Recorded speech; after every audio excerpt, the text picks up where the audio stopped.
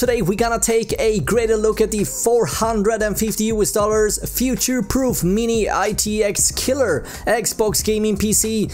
I like to call it the Xbox killer. Now to a question I see a lot. Can you actually beat the Xbox One X and a PlayStation 4 Pro in performance for the same money? Now in this video guys we're gonna find out. This is the best budget gaming PC available right now, and yeah, let's go. So hey, how is it going guys? Robin here on Chips Media, bringing you the best tips and tools for gaming on this channel. You'll find PC components, tech gadgets and console accessories, as well as product reviews such as this one. So if you're interested in that, consider subscribing. In this video we're gonna take a look at the best budget gaming PC that you can get right now, and yeah, with that said, let's get right into the show. Now let's start by answering the big questions. So can this PC outperform the Xbox One? Yes, it can. Now, can it outperform the Xbox One S? Yes, by a margin. Now what about the PS4 then? Well, the PS4 is actually slightly faster. However, if you decide to overclock this PC by a little, you beat the PS4 as well. Now what this PC won't do, however, is beating the PS4 Pro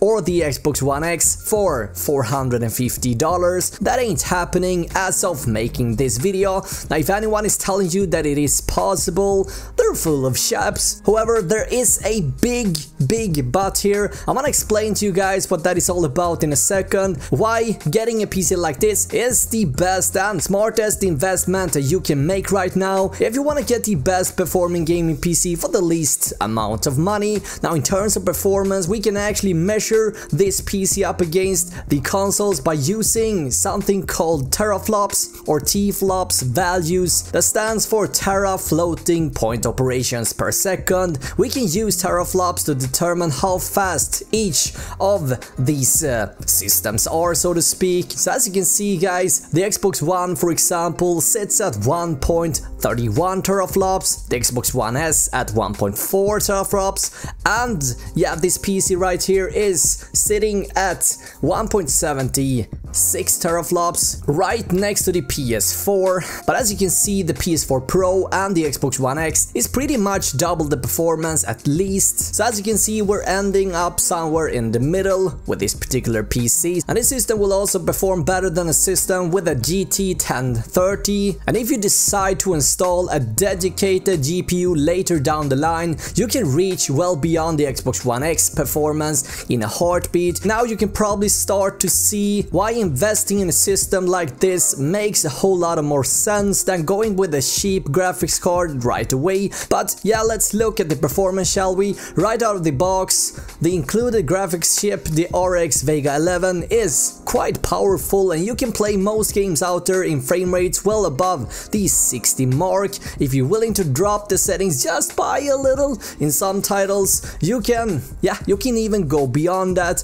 Now let's have a closer look at each PC part. Let's start with the biggest one, the case. Also guys, all links to each PC component can be found down in the description. So the main reason why I decided to go with the more expensive NZXT H200i case was because I'm actually building this PC for a friend of mine, and he specifically asked for this case. Now I made a full comprehensive review on this case a little while ago. I'll leave a link to that down below. Now if you can afford this case, I definitely recommend it because it's really that good. But if you find the $120 or the $80 for the slightly cheaper H200 a little bit too expensive, I would then recommend this case instead. It features pretty much everything that the H200i has, but for a much cheaper price tag. This one sits at $40, which is a lot of case for the money. Anyway, it's a great case guys. Time to move on to the CPU I went with. Alright, so the CPU shouldn't come as a surprise to anyone. I was actually looking at the Intel Core i3-8100 for quite a while before I decided to go with the Ryzen 2400G. Now the 2400G is a little bit more expensive than the slightly slower clock 2200G, but you also get a better graphics chip in this one, more specifically the Radeon RX Vega 11. Now putting this up against the Intel Core i3 with a dedicated GT 1030, it shows that the Ryzen 2400G is a better choice. It also comes with a cooler as well, so you don't have to spend any money on that. This is pretty much a fantastic entry level package. Now moving on to the motherboard,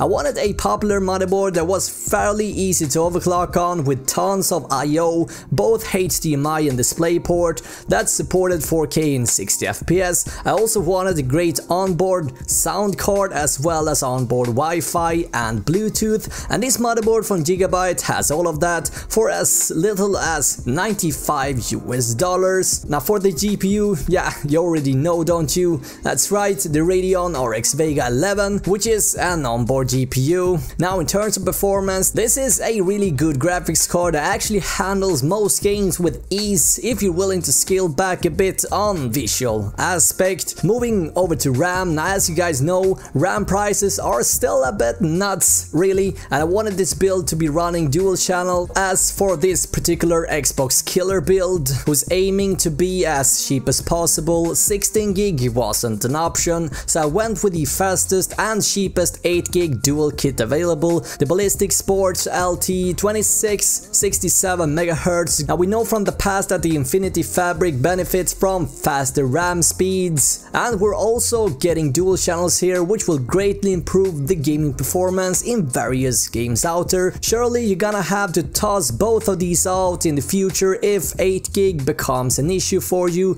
but for most gamers out there, exceptions of course, these 8 gigs should serve us for a long time. Now for power supply, I went with this Corsair 650 watt unit, definitely a lot more than what's needed for this build, but I decided to go a little bit higher than what's actually necessary, just because I wanted something a little bit more future-proof for when you decide to buy a GTX 1170 or maybe a GTX 1180. There's gonna be plenty of headroom for that. Now something you probably noted, this is a semi-modular power supply. I definitely recommend going with a semi or fully modular unit, especially when you're dealing with smaller cases where there's not a whole lot of extra space for hiding bulky cables. Anyway, this particular power supply costs a little bit more, but you can find great power supplies for $40, just like this one.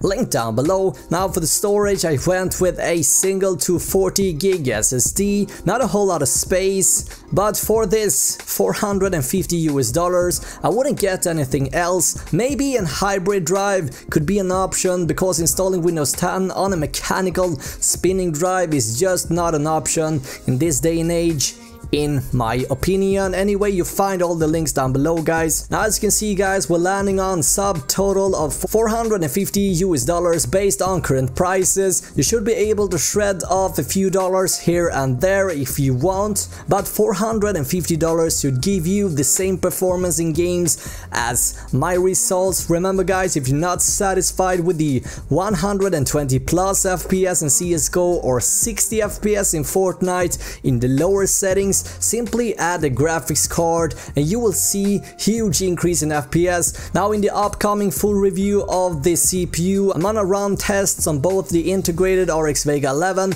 and with a dedicated GTX 970 with similar performance as the GTX 1060 to find out how much this will affect the frame rate in various games such as Fortnite, Overwatch, etc. Now regardless if you choose to buy a dedicated graphics card or not, this is a one hell of a gaming PC anyway, guys, with plenty of options to upgrade later down the road as well. Now from research that I made, we're looking at around 10 to 15 less frames per second with a dedicated GPU up against a 7700K, which is one of the top performing CPUs in games as of right now, which to be frank is not a whole lot, but again, more on that in the upcoming full review. By a few clicks, guys, you can actually overclock this GPU and that will increase the FPS by up to 10 frames per second in some gaming titles, guys, but for more details watch the full review coming soon. Now as you can see, guys, this system makes a lot of sense. If you're looking for the best budget alternative as of right now, you will eventually see a small performance impact on CPU. This is actually a 4-core 8-thread CPU and it will become a slight bottleneck in games, but we are only talking a few percentage here and there if we compare it up against the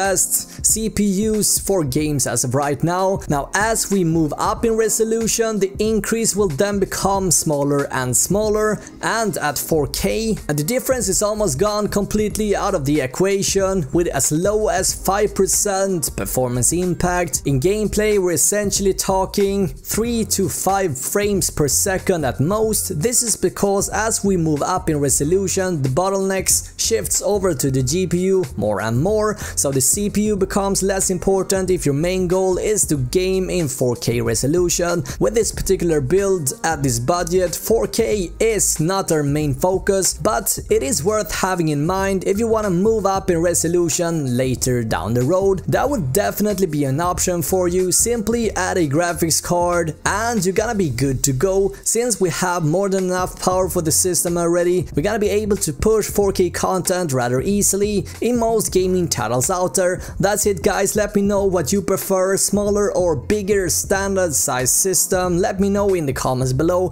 Now thank you so much for watching this video, and until next time guys, have an awesome day, right? Bye.